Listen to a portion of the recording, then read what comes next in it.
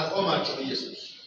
አይሆንም ከዚህ ማለት ብዙ ሰዎች በዚህ አልፏል፣ ከዚህ አልፏል። አሁን ግን ገደቡን ተሸመት ይችላል ማለት ባይቻል መለሳቸው፣ ሳይቀሩ መለሳቸው፣ መሬት ውስጥ ሳይከቱ መለሳቸው። እዛ ይላል አንተ ጎበዝ ምን በል ተነስ።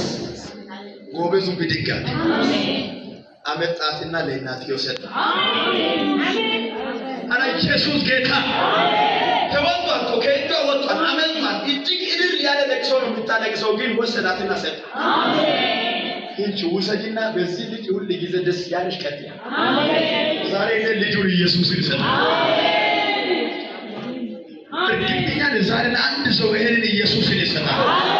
ይሄንን ኢየሱስን ይዞ የሚሄድ ሰው በዘመኑ ትርፋማ ይሆናል፣ ውጤታማ ይሆናል፣ በኢየሱስም ትርፋማ ይሆናል።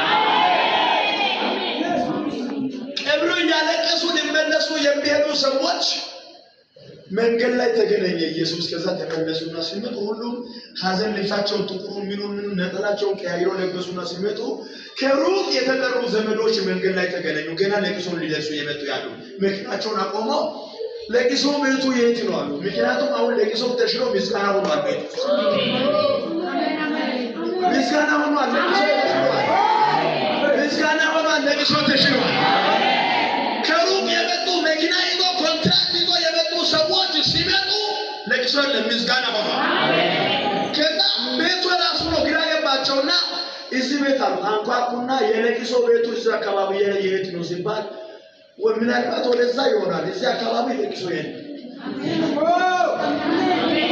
አይ በዚህ መንደር ለቅሶ አለ የእነንትና የተባለው እሱ ነው።